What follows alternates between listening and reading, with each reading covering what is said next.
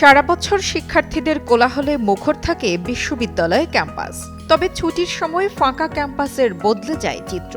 নির্জনতা পেয়ে এই সময়টায় যেন পাখিদেরই রাজত্ব গড়ে ওঠে সবুজে ঘেরা প্রাঙ্গণে।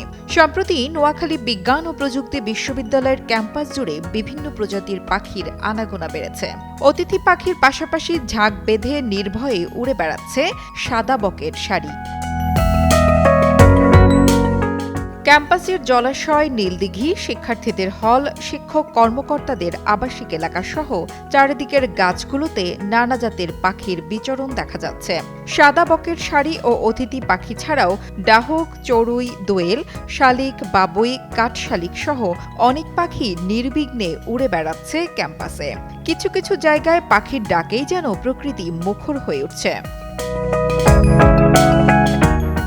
ঈদের ছুটিতে ক্যাম্পাসে শিক্ষার্থীদের কোলাহল নেই। এই ফাঁকা সময়টা যেন পাখিদের জন্য আশীর্বাদ হয়ে এসেছে। ময়নাদ্বীপ, নীলদিঘি, শিক্ষার্থী হল ও আবাসিক এলাকাগুলো এখন পাখিদের অবাধ বিচরণ ভূমি। মনে হয় প্রকৃতি তার হারানোর স্বাধীনতা ফিরে পেয়েছে, এমনটাই বলছেন শিক্ষার্থীরা। ছুটির দিনে ক্যাম্পাস এরিয়াতে আসলেই আমাদের চোখে পড়ে চেনা অচেনা বিভিন্ন ধরনের পাখির উপস্থিতি। এখানে এই ক্যাম্পাস এরিয়াতে প্রকৃতির নীরবতা ভাঙে এই চেনা পরিচিত বিভিন্ন পাখির কলরবের মাধ্যমে। কিন্তু যখন ক্যাম্পাস এরিয়াতে শিক্ষার্থীদের উপস্থিতি থাকে তখন অতটা পাখিদের আনাগোনা বা কিচিরমিচির লক্ষ্য করা যায় না। কিন্তু যখনই এরকম নীরব পরিস্থিতি বা ক্যাম্পাসে শিক্ষার্থীদের উপস্থিতি কম থাকে, তখনই হচ্ছে প্রকৃতি তার আসল রূপে ফিরে আসে। আসলে প্রকৃতির এই চিরচেনা রূপটা অনেক মাধুর্যপূর্ণ।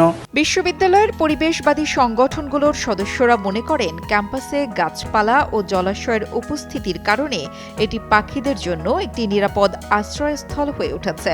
শিক্ষার্থীদের সচেতনতা ও বিশ্ববিদ্যালয় প্রশাসনের উদ্যোগে ক্যাম্পাসের পরিবেশ রক্ষা করা গেলে ভবিষ্যতেও এটি পাখিদের জন্য একটি স্বর্গীয় আশ্রয়স্থল হয়ে থাকবে।